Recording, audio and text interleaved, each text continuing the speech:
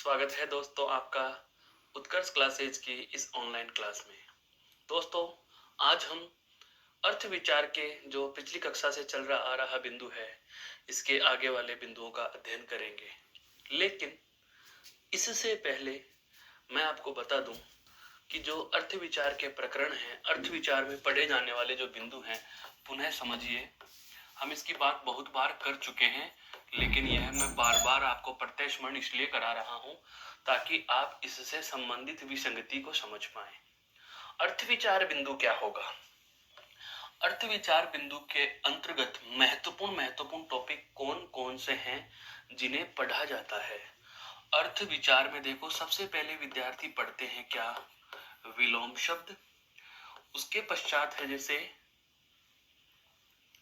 पर्यायवाची शब्द,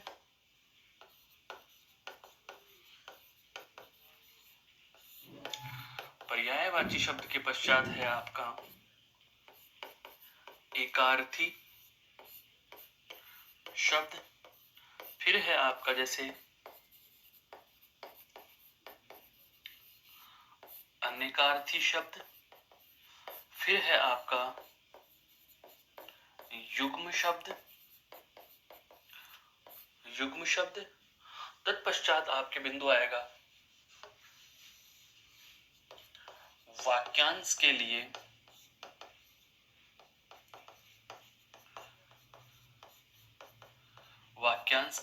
एक शब्द, वाक्यांश के लिए एक शब्द। ये मोटे मोटे हैं एकार्थी, अनेकार्थी, युग्म, पर्यायवाची और विलोम तथा वाक्यांश के लिए एक शब्द। और शब्द से संबंधित बिंदुओं की बात करी जाए तो एक आपके आता है कौन सा? शब्द शुद्धि या शुद्ध वर्तनी, यह बिंदु हम पढ़ चुके हैं। बात करें कौन कौन से बिंदु पढ़ाए जा चुके हैं, तो देखो, विलोम हो चुका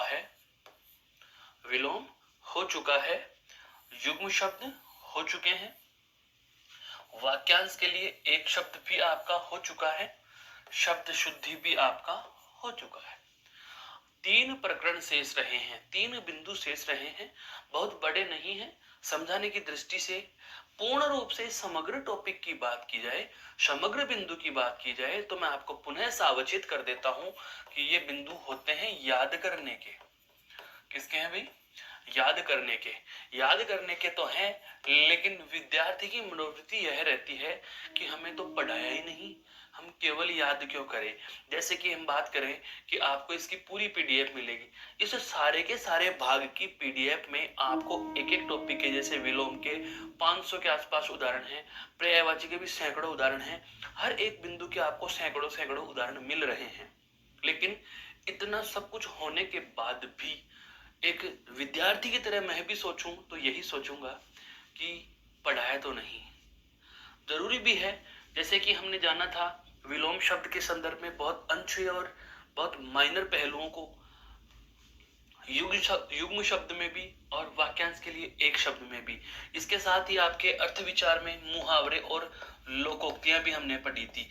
तो जो ये रटने के बिंदु होते हैं, मुहावरे और लोकोक्ति वाला, इस रटने के विभिन्न प्रकार के बिंदुओं में या समझते हुए पढ़ने के विभिन्न प्रकार के बिंदुओं में, चाहे वो शब्द शुद्धि ही क्यों ना हो, हम बारीक बारीक पहलुओं पर चर्चा करना आवश्यक समझते हैं। यह चर्चा आवश्यक इसलिए हो जाती है कि हमें इनके तथ्यात्मक जानकारी का नहीं पता होता। मानते हैं विलोम आप याद करोगे उतने ही होंगे, पर्यायवाची भी आप याद करोगे उतने ही होंगे, पर्यायवाची और विलोम तो आप याद करोगे उतने ही होंगे, लेकिन क्या होता है, आपको ध्यान यह रखना होगा, जैसे विलोम में जाना था कि तत्सम का विलोम केवल तत्सम होता है, तद्भव का विलोम केवल तद्भव होता है, संज्ञा का विलोम संज्ञा शब्द होगा, सर्वनाम का विलोम सर्वनाम शब्द होगा, विशेषण का विलोम विशेषण होगा। तो दोस्तों, बहुत छोटी छोटी बातें लेकिन महत्वपूर्ण बातें हैं इन 3 बिंदुओं से संबंधित भी, जिनकी चर्चा हम आज और आने वाली कक्षाओं में और इस कक्षा तथा आने वाली कक्षाओं में करने वाले हैं। तो सबसे पहले हम बात करें तो आज हमारा जो बिंदु रहेगा वह सबसे पहले कौन सा रहेगा? पर्यायवाची का। कौन सा बिंदु रहेगा दोस्तों? पर्यायवाची का रहेगा। अब इस पर्यायवाची की जरूरत क्यों पड़ती है, हिंदी भाषा में इसे क्यों पढ़ा गया, हिंदी भाषा में इसकी आवश्यकता क्यों पड़ी, पहले यह जानेंगे। पर्यायवाची शब्द क्या होता है यह जानेंगे। तत्पश्चात हम इसके उदाहरण पर चर्चा करेंगे। तो सबसे पहले हम बात करते हैं कि पर्यायवाची शब्द क्या होता है। तो देखो, पर्यायवाची शब्द की बात कर रहे हैं हम। पर्यायवाची शब्द क्या होते हैं, सबसे पहले इसका परिचयात्मक ब्यौरा आपके समक्ष में प्रस्तुत करता हूं। तो पर्यायवाची शब्द,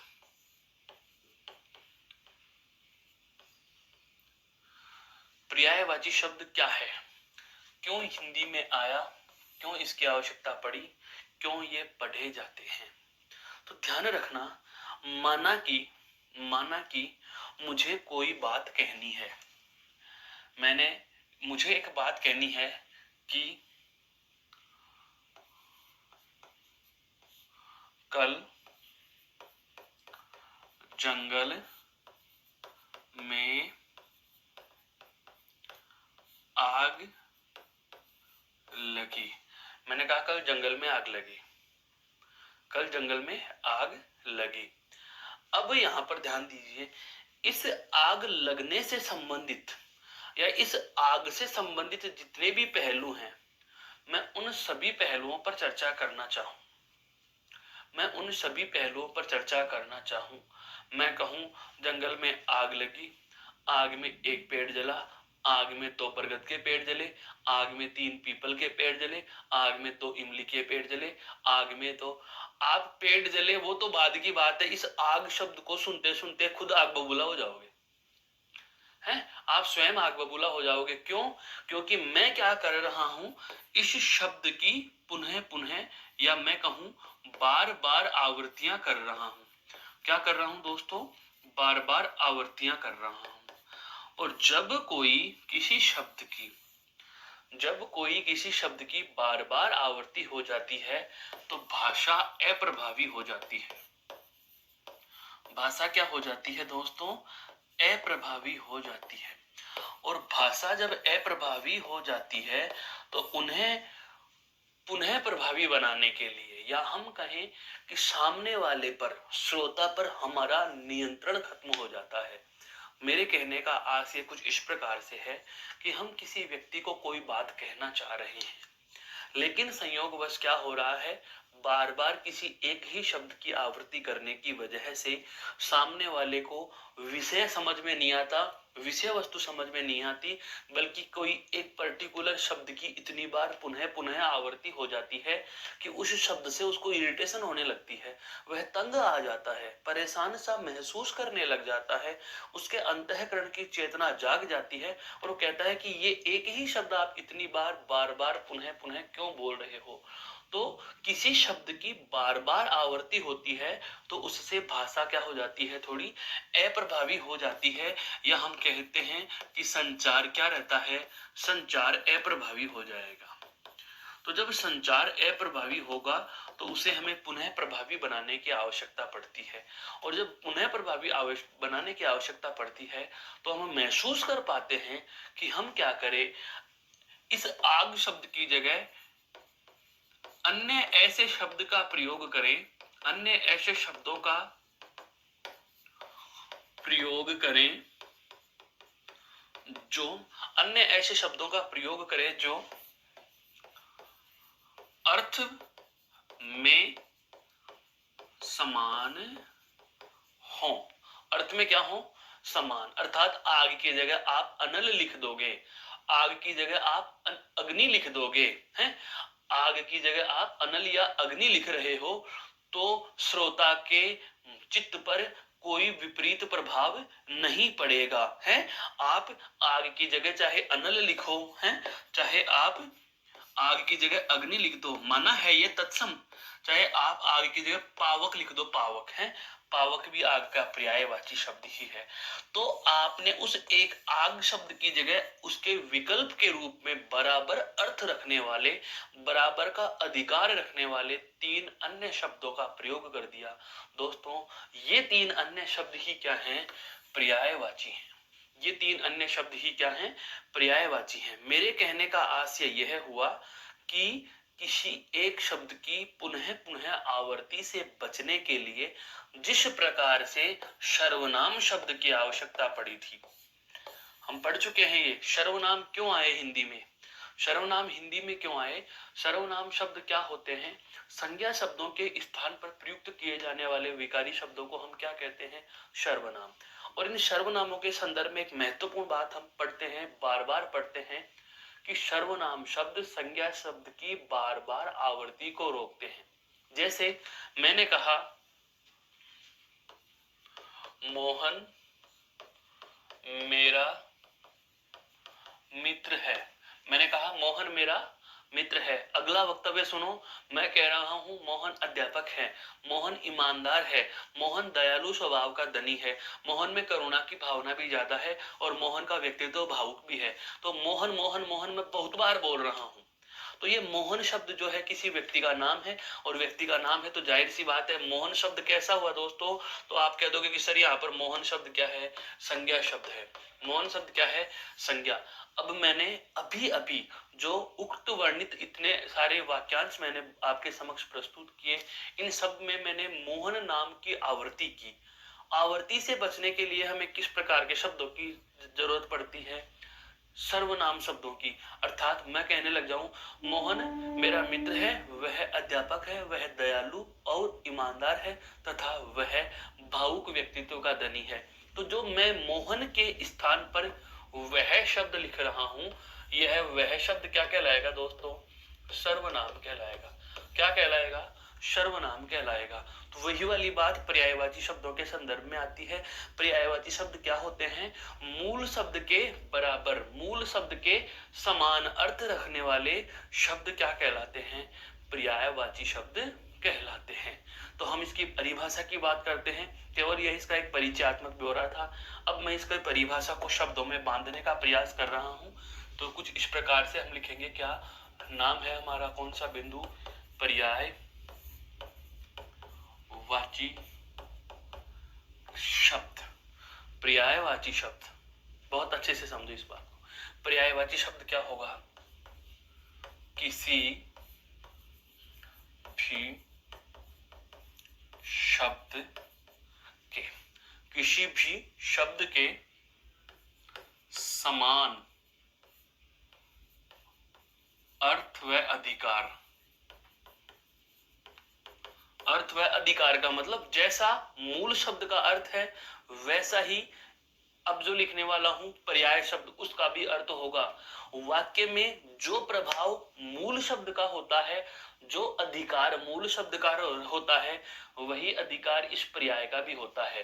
तो मैंने क्या कहा? किसी भी शब्द के समान अर्थ व अधिकार रखने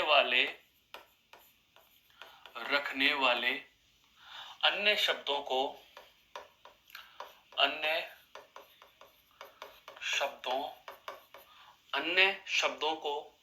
क्या कहते हैं दोस्तों? पर्यायवाची शब्द कहते हैं।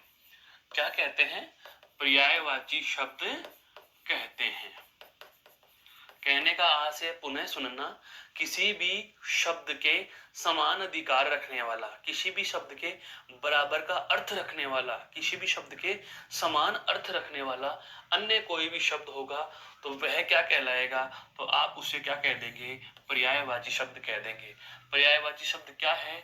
समान अर्थ व अधिकार रखने वाले शब्द। किसी भी शब्द के समान अर्थ व अधिकार रखने वाले शब्द को क्या कहते हैं दोस्तों? उनको हम पर्यायवाची शब्द कहते हैं। क्या कहते हैं? पर्यायवाची शब्द कहते हैं। अब बात आती है इनकी आवश्यकता क्यों है, इनका महत्व क्यों? तो आप लिख सकते हैं ये वाली बात, महत्व व शर्तें। महत्व व शर्तें। शर्तें का मतलब यह है दोस्तों, बस पढ़ाने में उदाहरण हमारे इसमें महत्वपूर्ण नहीं है। उदाहरण तो अभी आपके समक्ष में बताऊंगा। उदाहरण में 5 बता दूंगा, 10 बता दूंगा, 15 बता दूंगा, 20 बता दूंगा, पर 20 उदाहरणों से पर्याप्त पर्यायवाची याद नहीं हो गए। आपको सैकड़ों उदाहरण याद करने पड़ेंगे, सैकड़ों उदाहरण पढ़ने पड़ेंगे, रटने पड़ेंगे, जो आपकी परीक्षा में प्रश्न रख देते हैं। लेकिन थ्योरी का प्रश्न आए तो कुछ इस प्रकार का होगा। जैसे सबसे पहले हमने आपका परिचय थे परिभाषा से करा दिया। दूसरी बात बता रहा हूं, इसका महत्व है इसकी शर्तें, कि पर्यायवाची की आवश्यकता क्यों पड़ी और इसके प्रयोग के लिए कंडीशंस क्या होती हैं। हर जगह पर्यायवाची का प्रयोग हो सकता है या नहीं हो सकता है। तो देखो सबसे पहली बात मैं आपके समक्ष प्रस्तुत करना चाह रहा हूं, वह कुछ इस प्रकार से होगी। सबसे पहली बात क्या है दोस्तों? सबसे पहली बात जानेंगे पर्यायवाचियों के संदर्भ में। ये कथन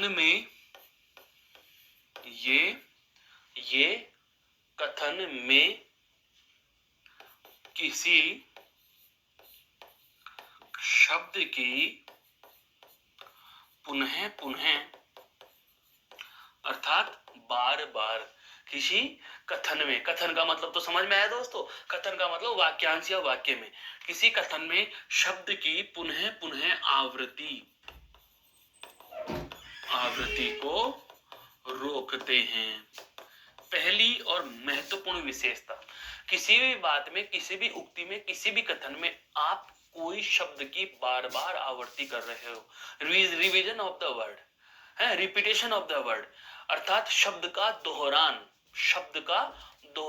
शब्द को बार बार उक्त करना, अभिव्यक्त करना, कहना। तो शब्द के बार बार आवर्ती का मतलब यहाँ कहने से है, लिखने से है, अभिव्यक्ति से है, चाहे वो लेखन हो या मौखिक हो। तो किसी भी शब्द की बार बार आवृत्ति को क्या करते हैं? रोकते हैं।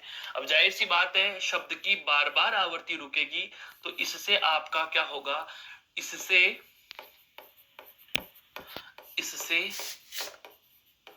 संचार को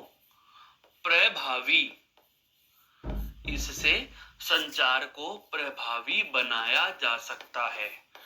इससे संचार को हम क्या कर सकते हैं दोस्तों? प्रभावी बना सकते हैं, हमारी बात को महत्वपूर्ण और ज्यादा वजनदार बना सकते हैं। तीसरी महत्वपूर्ण बात वो क्या आ रही है वो जान लो। तीसरी महत्वपूर्ण बात यह आई, क्या इससे भाषण कौशल में वृद्धि होती है।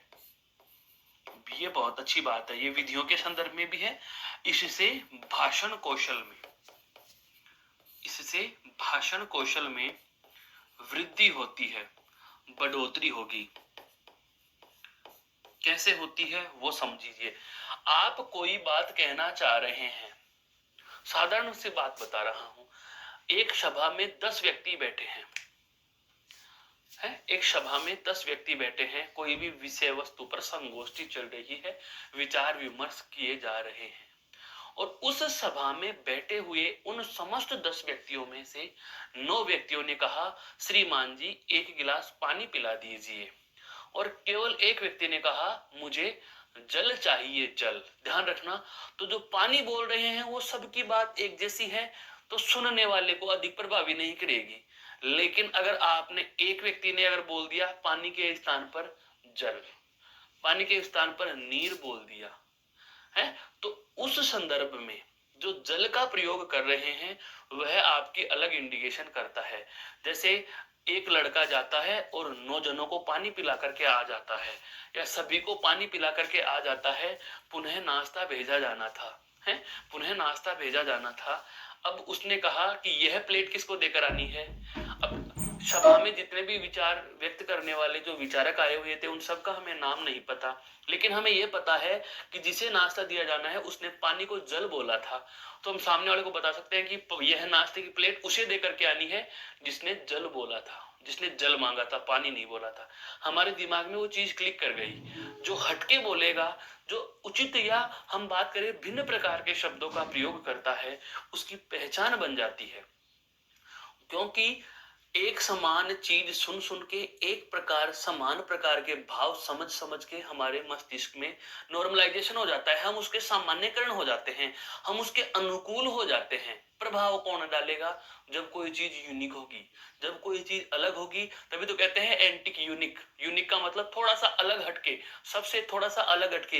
लीक पर चलने वाले सब हैं, थोड़ा सा लीक से हटके चलोगे नजर आ जाओगे किसी को भी।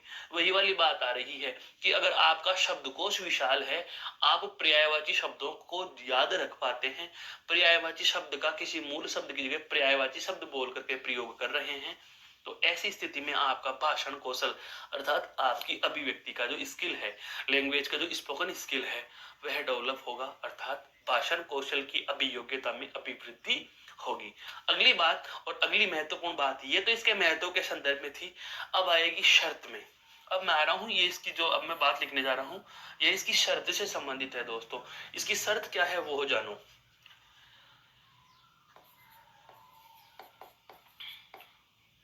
पर्याय वाची शब्दों के प्रयोग से, पर्यायवाची शब्दों के प्रयोग से अलंकार प्रभावित हो जाता है। अलंकार प्रभावित हो जाता है। अब ये बात मैंने क्यों लिखी, ये बहुत अच्छे से समझो दोस्तों। अगर आप गद्य की बात करें, जब हम बात करें हिंदी विधा या हिंदी भाषा की विधाएं, हिंदी भाषा की जो विधाएं हैं, हिंदी भाषा की जो विधाएं हैं वो दो प्रकार की विधा है। एक तो है आपकी गद्य विधा और एक है कौन सी, पद्य विधा। अर्थात जो हम कविताएं लिखते हैं वो पद्य विधा में आएंगी। और कविताओं में यदि आपने, अब ध्यान रखना, हर चीज के प्रयोग की एक लिमिट होती है। अनलिमिटेड कुछ नहीं होता आज के समय में, अनलिमिटेड कुछ है ही नहीं। सबके एक लिमिट है, एक निश्चित समय है, एक निश्चित मात्रा है, एक निश्चित अनुपात होता है। हाँ, हो सकता है किसी की किस्मत में यह अनुपात ज्यादा हो, किसी की किस्मत में यह अनुपात ज्यादा हो, लेकिन लिमिट है जरूर। अनलिमिटेड कुछ नहीं। अनलिमिटेड व्यक्ति बन सकता है तो वह मेहनत है, चाहो जितनी कर लो, कम नहीं होगी वो, उसको आप जितनी चाहो बढ़ा सकते हो, मेहनत को बढ़ा सकते हो। लेकिन लिमिट्स की बात आ जाए, बैरियर्स की बात आ जाए, बाधाओं की बात आ जाए, रोक की बात आ जाए, स्टॉप पॉइंट की बात आ जाए, डेस्टिनेशन की बात आए, वह हर एक चीज का होगा। हर एक चीज का, हर एक विचार का, हर एक कर्म का गंतव्य होता है, एक निश्चित टारगेट होता है। तो हम बात कर रहे हैं भाषा की पद्य विधा की। ध्यान दीजिए, पर्यायवाची शब्दों के प्रयोग पर भी लिमिट हो गई। यहां तक तो आप पढ़ रहे थे, 3 बिंदु पढ़ते पढ़ते तो हमारे जहन में आ गया कि हमें तो पर्यायवाची का ज्ञाता पढ़ना है। क्यों? इससे संचार भी प्रभावी होगा, इससे हमारा भाषण कौशल भी बढ़ जाएगा। लेकिन अब ये कह रहा हूं, पर्यायवाची शब्दों के प्रयोग से क्या होता है, अलंकार प्रभावित हो जाता है। उदाहरण समझो दोस्तों, मान लीजिए यमक अलंकार है, इसमें उदाहरण भी ऐड कर रहा हूं मैं साथ में। जैसे उदाहरण, ये बात समझना है, मान लीजिए जैसे यमक अलंकार का उदाहरण आ गया। किसका उदाहरण आ गया दोस्तों? यमक अलंकार का उदाहरण आ गया। यमक अलंकार क्या होता है? यमक अलंकार होगा कि शब्द की आवृत्ति बार बार नहीं, एक शब्द बार बार लिख रहे हैं, उसका अर्थ भी हर बार बदलता जा रहा है। श्लेष में एक शब्द को एक बार लिख करके उसके अनेक अर्थ निकाले जाते हैं। जैसे श्लेष में आपने सुना होगा, पानी गए न उबरे मोती मानुष चून। अब पानी का संदर्भ मोती के लिए अलग है, मानुष यानी मनुष्य के लिए अलग है, चून अर्थात आटे के लिए अलग है। लेकिन यमक अलंकार में क्या लिखते हैं हम? उर्वशी मेरे हृदय की उर्वशी तुम पर निछावर। उर्वशी, उर्वशी 2 बार लिख दिया। कनक कनकते सोगुनी मादकता अधिकाय, कनक कनकते सोगुनी मादकता अधिकाय। 3 बेर खाती थी वह 3 बेर खाती है। तो 3 बेर हमने 2 बार लिखा है। पानी को हमने 2 बार लिखा। अब ऐसे लिखा, कनक कनकते सोगुनी मादकता अधिकाय। ध्यान से समझना, कनक कनकते सोगुनी मादकता अधिकाय। मादकता अधिकाय नियम क्या कह रहा है वो सुनना। यमक अलंकार का मैंने उदाहरण ले लिया कि अलंकार, सॉरी, पर्यायवाची का प्रयोग है वह आपके अलंकारों को प्रभावित करता है। कैसे करता है? अगर कनक कनक 2 बार आया, एक कनक का अर्थ निकलता है क्या? दतुरा। और एक कनक का अर्थ लेते हैं क्या दोस्तों? सोना। क्या लेते हैं? सोना। अब यदि मैं यहां कनक नहीं लिखता, मैं यहां कनक नहीं लिखता, बहुत अच्छे से समझो इस बात को, मैं यहां पर से क्या लिख देता हूं? मैं यहां लिख देता हूं सोना। कनक सोनाते सोगुनी मादकता अधिकाय। तो दोस्तों अब बताओ, यह वाक्यांश जो है, यह पद्यांश की जो उक्ति है या यह चरण है जो इस पद का, यह दोहे का एक लाइन अर्थात एक चरण जो मैंने आपके समक्ष लिखा, इसमें यमक अलंकार है क्या? इस स्थिति में यमक नहीं हुआ। क्यों नहीं हुआ? यमक अलंकार क्या कहता है? एक शब्द की 1 से अधिक बार आवृत्ति होगी या 2 से अधिक बार आवृत्ति होगी और प्रत्येक बार अर्थ अलग अलग होगा। यहाँ पर कनक अर्थात तो धतूरा और सोना को तो सोना ही लिख दिया आपने। कनक और सोना दो बार नहीं, सोना है मुझे, कल सोना लाने जाना है, सोना है मुझे, अब मैं सोना चाहता हूँ, कल मुझे सोना लाने जाना है। सोना आभूषण अर्थात धातु के संदर्भ में आ गया, तो वही वाली बात आ रही है।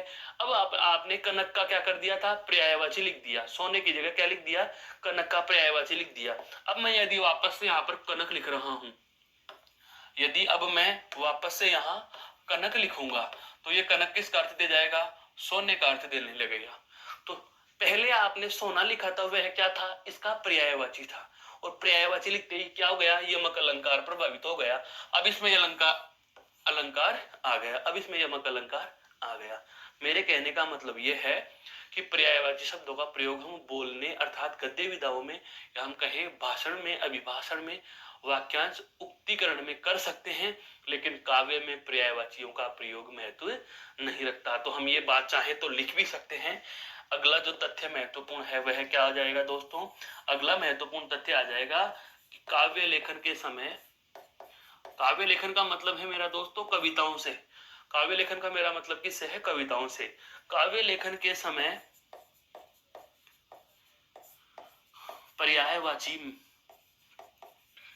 पर्यायवाची शब्द प्रयोग प्रबंधन, अर्थात आप बोलते समय पर्यायवाची शब्दों का प्रयोग कर सकते हो, आप स्वतंत्र हो, स्वतंत्र हो। गद्य विधा में आप स्वतंत्र हो, लेकिन जब आप कविता लिख रहे हो, पोइम्स लिख रहे हो, पद्य रचना कर रहे हो, काव्य रचना लिख रहे हो, तो उस समय पर्यायवाची शब्दों के प्रयोग पर बंधन रहेगा। और क्यों रहता है उसका कारण मैं आपको पहले दे चुका हूं। अलंकार क्या होते हैं दोस्तों, प्रभावित होते हैं। जैसे कनक की जगह सोना लिख दिया, ये लाइन यमक अलंकार की थी, सोना लिखते ही यमक अलंकार की नहीं रही। समझ में आया, बस यही ध्यान रखने की थी। पर्यायवाची संदर्भ के विषय में बातें कि क्या होते हैं पर्यायवाची, तो किसी भी शब्द के समान या बराबर का अधिकार रखने वाले जो शब्द होते हैं, अन्य जो शब्द होते हैं, उसे हम क्या कहते हैं दोस्तों, तो उसे हम कहते हैं पर्यायवाची। क्या कहते हैं उसे हम पर्यायवाची कहते हैं। पर्यायवाची शब्दों के संदर्भ में बात आएगी, ये संचार को प्रभावी बनाते हैं, भाषण कौशल की अभिव्यक्ति या अभियोग्यता विकसित होती है, और ये किसी भी शब्द की पुनः पुनः या बार बार आवृत्ति को रोकते हैं। सीमाओं के संदर्भ से दो बातें की, क्या क्या, कि पर्यायवाची शब्दों के संदर्भ में एक तो महत्वपूर्ण बात का हमें पता चला कि इससे अलंकार प्रभावित हो जाता है, और काव्य रचना में इन पर्यायवाची शब्दों के प्रयोग पर क्या होते हैं, बंधन होते हैं। यह इसका परिचयात्मक विवरण मैंने आपके समक्ष रखा। अब बात करते हैं कुछ उदाहरणों की। देखो जैसे अग्नि शब्द आ गया, अग्नि, अग्नि शब्द का पर्यायवाची क्या होगा, अग्नि शब्द का पर्यायवाची क्या होगा। अब अग्नि शब्द के पर्यायवाची के संदर्भ में, तो जैसे अग्नि का अभी अभी मैंने बताया था, अग्नि का पर्यायवाची अभी अभी हमने जाना है, क्या हो जाना है दोस्तों, आग है, क्या है, आग। जैसे अनल, अनल हो सकता है आपको अनल दे करके जुड़ती हुई बात आ रही है, बता रहा हूं। अनल के युग्म शब्द में क्या आता है, अनिल, क्या आता है दोस्तों, अनिल। इसका ये क्या है, युग्म शब्द है, युग्म शब्द है। युग्म शब्द का मतलब क्या होता है दोस्तों, वो सुन लीजिए। श्रुतिसम भिन्नार्थक शब्द या समोच्चारित भिन्नार्थक शब्द, तो एक की जैसे अर्थात एक समान उच्चारित होने वाले से प्रतीत होते हैं, पर वास्तव में अर्थ उनका अलग होता है। जैसे अनल अनिल, अनल अनिल, अनल अग्नि, अनिल हवा, अनिल हवा। अर्थात यह किसका पर्यायवाची हो गया दोस्तों, हवा या वायु, हवा या वायु या वात या पवन। क्लियर, ये लो मैंने आपको हवा के भी पर्यायवाची बता दिए ये इधर, और ये इसका युग्म शब्द भी हो गया, ये इसका युग्म शब्द भी हो गया। मेरा कहने का मतलब क्या है, पर्यायवाची उदाहरण समझाना उद्देश्य कतई नहीं है दोस्तों। उदाहरण तो अब मैं 20 बता दूंगा, फिर भी आपको पढ़ने ही पड़ेंगे। हम उस कंसेप्ट को समझना चाह रहे हैं जो हमें समझना है कि अर्थ विचार में आप अर्थ विचार का केवल पर्यायवाची को अलग बांट के मत पढ़ो। इस शब्द से संबंधित प्रश्न बन रहे हैं, उन सभी प्रश्नों पर चर्चा कर लो। जैसे अग्नि, अग्नि शब्द है, ये आग का क्या है दोस्तों, आग है तद्भव, आग क्या है, तद्भव। और ये अग्नि शब्द क्या है दोस्तों, तत्सम। तो आप ये प्रश्न ये भी बन गया। प्रश्न बनता है तत्सम तद्भव शब्द का, बहुत अच्छा और कठिन, सबसे बिंदु टफ जो शब्द विचार में आता है, सबसे टॉप कठिन टॉपिक होता है तत्सम तद्भव याद करना। ऐसे रटे नहीं जाते, समझने हैं लॉजिकली। क्या अग्नि तत्सम शब्द है, आग इसका पर्यायवाची है, लेकिन आग कैसा शब्द है, तद्भव, तो तत्सम तद्भव का संबंध हो गया। अनल अनिल का युग्म शब्द हो गया, और अनल और आग ये अग्नि इसके क्या हो गए, दोनों के दोनों शब्द अग्नि के पर्यायवाची हो गए। क्या हो गए दोस्तों, पर्यायवाची हो गए। अब इसके अलावा जैसे और आते हैं क्या, जैसे पावक, पावक, पावक है जो आपका दोस्तों अयादी संधि का उदाहरण है अयादी संधि का उदाहरण है, बिल्कुल, पौधन अक, पौधन अक, ये पावक जो है वो अयादी संधि का उदाहरण है, अयादी संधि का उदाहरण है जैसे दहन, दहन यानी जलाना, अग्नि से जलाना, वही वाली बात, दहन। ये समक्ष आपके जो मैंने रखे शब्द चारों, ये चारों के चारों अग्नि शब्द के क्या है, पर्याय, लेकिन मैंने केवल पर्याय ऐसे बोल देता, अग्नि, अग्नि का पर्यायवाची है दोस्तों आग, अनल, पावक, दहन, ये बात खत्म। क्या जरूरत पड़ रही थी कि इन चार शब्दों से संबंधित मैंने आपको 6 प्रश्न और बता दिए। क्या क्या बता दिए, जैसे पावक, पावक शब्द में संधि बता दी, अयादि संधि, विच्छेद क्या होगा, अनल, अनल का युग्म क्या होता है, अनिल, अनिल के पर्यायवाची, अनिल का अर्थ क्या होता है, हवा, हवा के पर्यायवाची वायु, वात, पवन, समीर है, समीर। ये सब हम इसके क्या जान रहे हैं, संबंधित। कई बार क्या होता है, अटैच प्रश्न होते हैं, हिडन सिलेबस जिसको कहा जाता है, छुपी हुई बातें, यह आप रट के चले गए और इससे संबंध रखने वाला वह प्रश्न पूछ लिया। अभी तो कहता हूं प्रत्यक्ष को पढ़ना जरूरी होता है, प्रत्यक्ष तो आपको सबको पता है, ये तो सब पढ़ के आएंगे, लेकिन इस बिंदु से संबंधित और प्रश्न क्या बनते हैं, ये आपके मस्तिष्क में साथ के साथ चलते रहने चाहिए। जैसे देखो आगे कौन सा शब्द आ गया दोस्तों, अलंकार। आगे अगला शब्द कौन सा आ गया, अलंकार शब्द आ गया, अलंकार। अब अलंकार शब्द अब यह भी पता है कि यह व्यंजन संधि का उदाहरण है, अलम योग कार, अनुस्वार की संधि पढ़ते हैं अलम योग यार, अलम योग कार। अब ध्यान दो, यहाँ पर अलंकार अपने आप में हिंदी का पद्य का एक अपने आप में काव्य भाग का एक विस्तृत बिंदु है, विस्तृत बिंदु है। अलम योग कार अलंकार कहलाते हैं। अब इस अलंकार शब्द की बात करें तो अलंकार शब्द के पर्यायवाची क्या होते हैं, तो अलंकार शब्द में संधि तो कौन सी हो गई, व्यंजन संधि। और व्यंजन संधि में भी कौन सा नियम लग रहा है दोस्तों, अनुस्वार का। किसका नियम लगा, अनुस्वार की संधि का नियम लग रहा है, अनुस्वार की संधि का। लेकिन हम बात करें अलंकार शब्द के ही, आपको क्या करने हैं, पर्यायवाची बताने हैं, तो कोई दिक्कत नहीं है, अलंकार के पर्यायवाची, जैसे अलंकार यानी आभूषण है, आभूषण भी कह सकते हो, भूषण बिनु ने बिराजई कविता बनिता मित, कविता बनिता मित, भूषण गहना, आभूषण, भूषण, आभूषण लिख सकते हो, भूषण लिख सकते हो, गहना लिख सकते हो, जेवर लिख सकते हो, ये सब इसके पर्यायवाची हैं।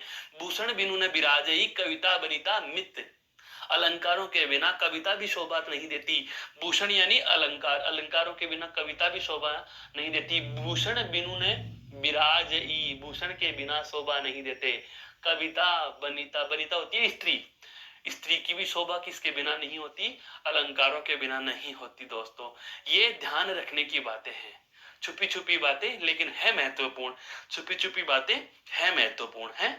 अगला शब्द है आपके समक्ष, जैसे क्या, इच्छा है, इच्छा, इच्छा, इसके पर्याय शब्दों में जैसे कामना, कामना है, लालसा,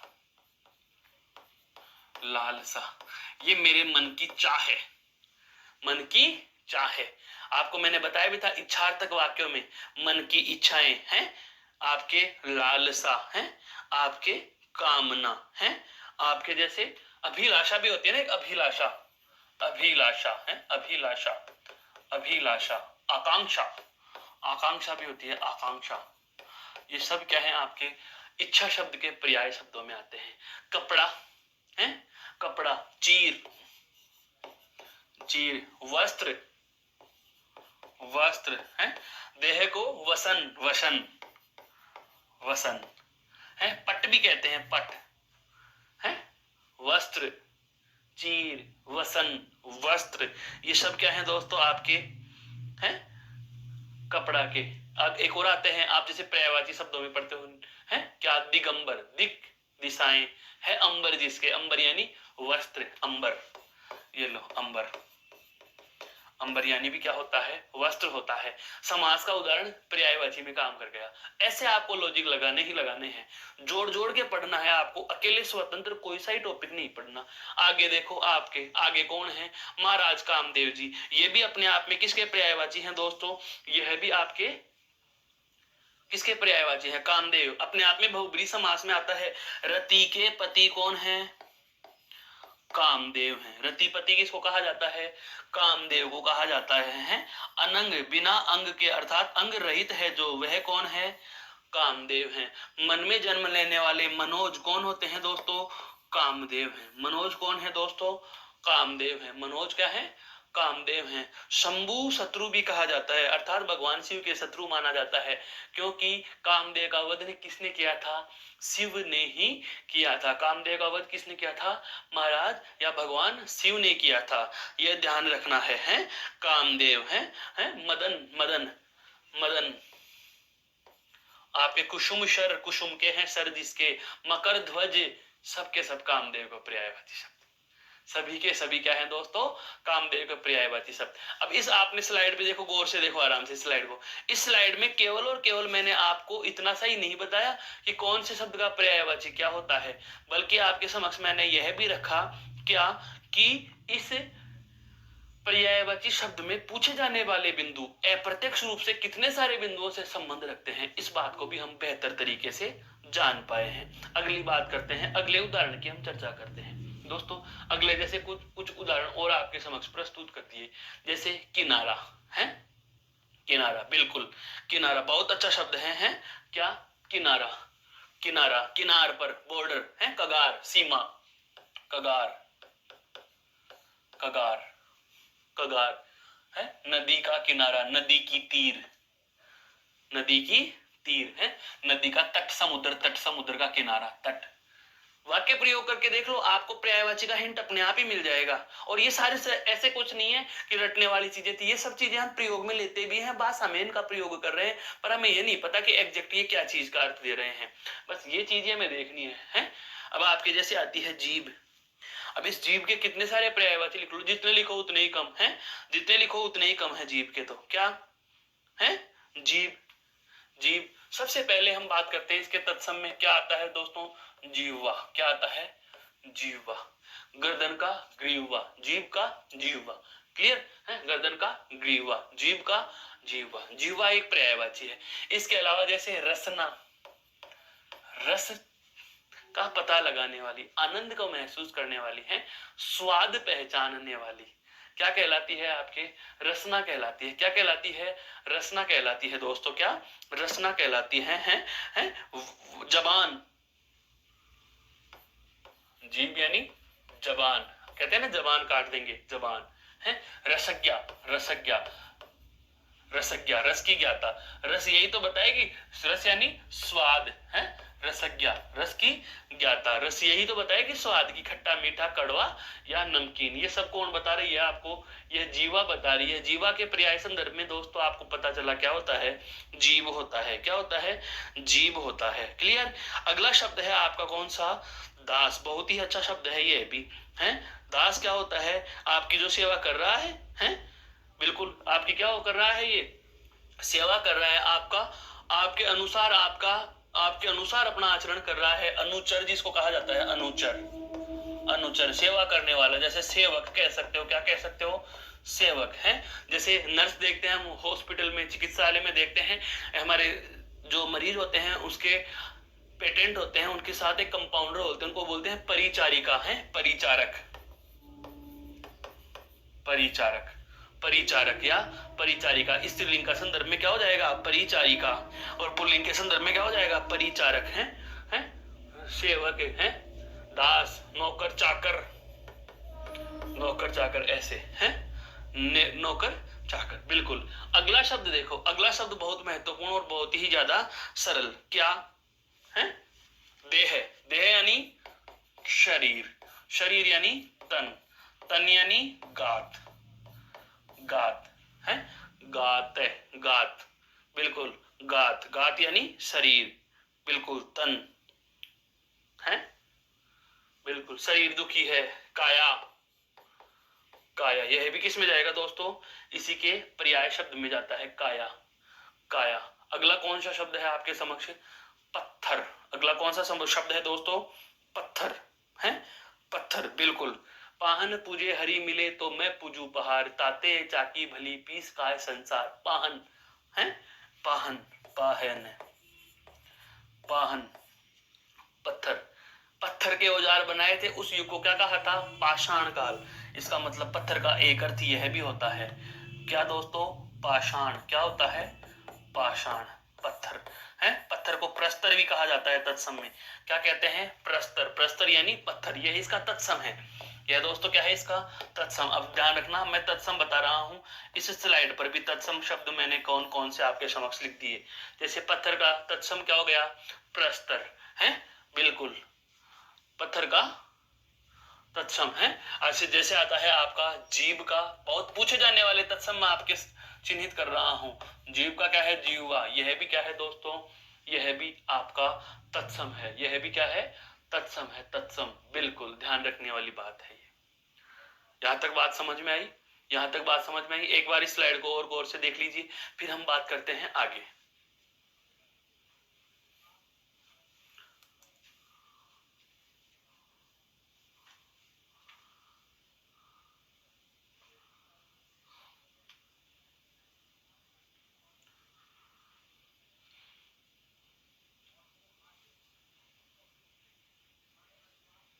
देखा, अब देखो अगली बात, अगले कुछ उदाहरणों पर और हम चर्चा करेंगे। अगले कुछ उदाहरण पर्यायवाची के संदर्भ में। अगला उदाहरण दोस्तों आपके समक्ष प्रस्तुत है, कौन सा है दोस्तों, पशु। क्या है, पशु।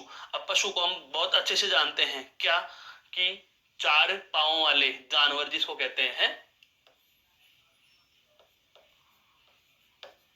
पशु का तो जानवर तो सबको ही पता है? पशु है क्या, बिल्कुल बोलते हैं ना, पशु है क्या, पशु है, पशु। और जानवर जो भी होते हैं उनके पांव कितने हैं, चार, तो इनको कहा जाता है चौपाया, अर्थात चतुष्पद। ये लो, चतुष्पद, चार है पद जिसके, चतु है प्लस पद, यह है आपके विसर्ग संधि का उदाहरण है दोस्तों। इसका विसर्ग संधि में विच्छेद क्या होगा, चतु है योग पद, चतु है योग पद। संधि कौन सी लिख दी मैंने आपके समक्ष, विसर्ग संधि। कौन सी है दोस्तों, विसर्ग संधि है, विसर्ग संधि, बिल्कुल है, विसर्ग संधि। बहुत बहुत परीक्षाओं में पूछा गया और सबसे ज्यादा सरल शब्द पर्यायवाचियों में कौन आता है आपके दोस्ता, है पुत्री। कौन आता है दोस्तों, पुत्री। पुत्री का देखो, तनया, आत्मजा, आत्मजा, तनया, आत्मजा। बहुत बार केवल जा भी आ जाता है, जा, जा यानी भी पुत्री होती है। जैसे आप पर्यायवाचियों में के अलावा बहुब्रीहि समास में पढ़ते हैं, समुद्र जा, शैल जा, शैल जा यानी पुत्री, शैल की पुत्री, समुद्र जा, समुद्र की पुत्री, शैल जा आपके, हाँ बिल्कुल, पार्वती के संदर्भ में, और समुद्र जा लक्ष्मी के संदर्भ में है। अर्क जा, अर्क यानी सूर्य, सूर्य की पुत्री है जो, जा यानी पुत्री, जा यानी पुत्री, जा यानी पुत्री, या आप कह सकते हो बेटी। क्या कह सकते हो दोस्तों, बेटी कह सकते हो। पुत्री यानी बेटी कह सकते हो, बिल्कुल ध्यान रखना है। ये बहुत अच्छे शब्द हैं और सरल भी हैं आपके, सरल भी हैं, बेटी है। और पुत्र को क्या कह देंगे, पुत्र को क्या कह देंगे, तन से जन्म लेने वाली। जैसे तनुज होता है पुत्र, और तो तनुजा क्या हो जाएगी, पुत्री। अब ये सारे के सारे, जैसे तनुज बेटा, जय आत्मज, आत्मज क्या होता है, पुत्र, आत्मज क्या होता है, पुत्र। सुत क्या होता है, बेटी, तो सुता क्या हो जाएगी, पुत्री। सुता क्या हो जाएगी दोस्तों, पुत्री। सुता यानी पुत्री, सुता यानी पुत्री हो जाएगी। फल, फल यानी प्रभाव, फल यानी प्रभाव, फल यानी प्रभाव। यह चीज मैंने आपको बताई थी, याद करिए एक बार, जब हम बात कर रहे थे दोस्तों, किस पर बात कर रहे थे, परिमाण और परिणाम पर। जब युग्म शब्दों में एक शब्द आया था परिमाण और परिणाम, उस समय मैंने बताया था फल, प्रभाव है, परिणाम, बिल्कुल दोस्तों, परिणाम है, नतीजा, रिजल्ट जिसको बोलते हैं अंग्रेजी में, रिजल्ट जिसको बोलते हैं, रिजल्ट जिसको बोलते हैं, वो क्या होता है आपका, परिणाम या फल या प्रभाव। परिणाम, फल या प्रभाव। अगला शब्द है आपका कौन सा? भंवरा। भंवरा, भ्रमर गीत, भंवरा से संदर्भित है। भ्रमर गीत भंवरा से संबंधित ही है। भ्रमर है, भंवर, भंवर भी बोलते हैं, भ्रमर, भंवर। यह केवल और केवल ध्यान रखना, इसके अपभ्रंश में कहा जाता है, इसके अपभ्रंश में, अपभ्रंश में। और इसके अपभ्रंश में इसका वास्तविक रूप क्या होता है? शुद्ध रूप, यह होता है भंवरा। क्या होता है? भंवरा। ये दोनों के दोनों अपभ्रंश के रूप हैं, ध्यान रखना इस चीज का। हालांकि पर्यायवाचियों में ऐसे विकल्प नहीं आते, क्योंकि अपभ्रंश शब्द भाषा का बिगड़ा हुआ रूप होता है। बात करें जैसे इसके अन्य पर्यायवाची, जैसे मधुप, मधुकर, आली, अली, याद आया? अली, आली यानी सखी, अली यानी भंवरा, अली यानी भंवरा, बिल्कुल। और जैसे पर्यायवाची शब्द की बात करें, अंतिम पर्यायवाची शब्द आपका कौन सा है दोस्तों? जो अंत से संबंधित है? जो अंत से संबंधित है कि गांधी जी की मृत्यु 30 जनवरी 1948। जब लिखते हैं क्या मृत्यु को? हम क्या लिख सकते हैं? देह प्लस अवसान, यानी देहावसान, देहावसान। ये संधियों के उदाहरण हैं। देह प्लस अवसान, अवसान यानी समाप्ति, देह यानी शरीर, अभी अभी पढ़ा था, शरीर की समाप्ति। देह का अंत, देह प्लस अंत बराबर देहांत। इनके मैं साथ में संधि विच्छेद भी बताते जा रहा हूं। है स्वर्ग में रहने लग जाएंगे फिर वो, तो उनको क्या कह देंगे? उनको स्वर्गवास कह देंगे। क्या कह देंगे? स्वर्गवास कह देंगे। वो अब क्या हो गए? उनका निधन हो गया। क्या हो गया? निधन। आप चाहो तो क्या कह सकते हो? मौत कह सकते हो। क्या कह सकते हो दोस्तों? मौत कह सकते हो। तो इस प्रकार से हम बात करें तो यह आपका खूबसूरत सा बिंदु जो आज की कक्षा में हम चर्चा में ले रहे हैं, कुछ समय पहले से हम इसके बारे में बात कर रहे थे। उदाहरण इतने ही पर्याप्त नहीं है, उदाहरण बहुत सारे आपको इससे ज्यादा, कई कई गुना ज्यादा आपको पीडीएफ में मिलेंगे। उदाहरण तो मैंने आपको केवल और केवल यह तथ्य स्पष्ट करने के लिए लिए थे कि वास्तव में पर्यायवाची शब्द क्या होता है। केवल एक स्लाइड यह काम की है आपके इस संदर्भ में। बाकी उदाहरणों के लिए तो मैं यही कहूंगा कि जितने पढ़ लोगे, जितने याद कर लोगे मेरे दोस्तों, उतने ही कम है, उतने ही कम है। जितना पढ़ लिया उतना ही कम है। तो ये पर्यायवाची शब्दों की हमने चर्चा की कि समान अर्थ क्या अधिकार रखने वाले अन्य शब्दों को क्या कहा जाता है? पर्यायवाची कहते हैं, जो कि किसी भी कथक में, किसी भी वाक्य में, किसी भी वाक्यांश में किसी शब्द की बार बार आवृत्ति, उसके पुनः पुनः दोहरान से हमें बचाते, वाणी को प्रभावी बनाते हैं, संचार को प्रभावी बनाते हैं। हमारी स्पीकिंग स्किल, भाषण कौशल की योग्यता, अभियोग्यता में अभिवृद्धि होती है। बहुत अच्छा सुंदर विस्तार उसको प्राप्त होता है। और बात आए जब इसके शर्तों की, तो अलंकारों में इसके प्रयोग पर थोड़ी पाबंदी होती है, क्योंकि ये अलंकारों को समाप्त कर देते हैं, इसलिए काव्य के प्रयोग में इनका बंधन होता है, अर्थात ये अलंकारों को प्रभावी करते हैं। फिर हमने इसके कुछ उदाहरणों पर भी चर्चा करी दोस्तों, जैसे कि आपके अग्नि, अलंकार, इच्छा, कपड़ा और कामदेव। मैंने यहाँ उदाहरण नहीं समझाए, मैं पुनः कह रहा हूँ, उदाहरण बताना मेरा कतई उद्देश्य नहीं था। मैंने आपको तरीका बताया है कि उदाहरणों को पढ़ना किस तरीके से है। आप उदाहरण पढ़ते पढ़ते, विद्यार्थी क्या करते हैं मेरे दोस्त, जैसे अग्नि का पर्यायवाची पढ़ना है, अग्नि, आग, पावक, अनल, दहन है। आग, अग्नि, अनल, पावक और दहन, इस प्रकार से।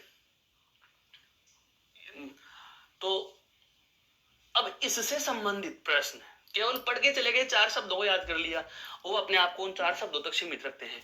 लेकिन जो टेक्निकली पढ़ते हैं, जो तकनीक से पढ़ेंगे, जो ट्रिकली पढ़ेंगे, ट्रिकली का मतलब ये नहीं कि शॉर्ट ट्रिक बनाओ, जो आपका एक लॉजिकली तरीके से आप स्टडी करते हैं, जिसको मैं मेरा तरीका कहता हूं कि मेरे तरीके से यदि आप पढ़ोगे तो क्या कहोगे आप, इसका पहले तो तद्भव जान लिया, तो आपका कंसेप्ट क्लियर, तत्सम तद्भव का भी हो गया, अभी अभी बताया था ना मैंने आपको। उसके बाद देखो दूसरा पर्यायवाची अनल, अनल से इसका युग्म शब्द पता चल गया अनिल, फिर अनिल के पर्यायवाची जोड़ लिए। अनल से आप, बिल्कुल अनल से आप वाक्यांश के लिए एक शब्द भी निकाल सकते हो। बताओ वाक्यांश के लिए एक शब्द है, जैसे जंगल की आग बड़वाग्नि है, समुद्र की आग, पेट की आग दावानल, जठराग्नि। पढ़ते हैं दोस्तों, वो यहीं से निकल के आते हैं। आपको इन चीजों का ध्यान रखना होगा, दावानल, जंगल की आग। इस प्रकार से आप इनको जोड़ जोड़ के पढ़ेंगे कि यह अन्य कहाँ महत्व रख रहा है, इस टॉपिक का इनडायरेक्टली और कहां से लिंक जुड़ सकता है, उस टॉपिक को भी आप जोड़ करके पढ़ेंगे। तो आशा करता हूँ कि अभी जो हम चर्चा कर रहे थे, जिस बिंदु पर हमारी चर्चा रही, यह आपको बेहद पसंद आया होगा। फिर हम नई कक्षा के साथ, नए बिंदु के साथ आपसे पुनः मुखातिब होंगे। तब तक के लिए आपको नमस्कार, जय हिंद, जय भारत, धन्यवाद दोस्तों।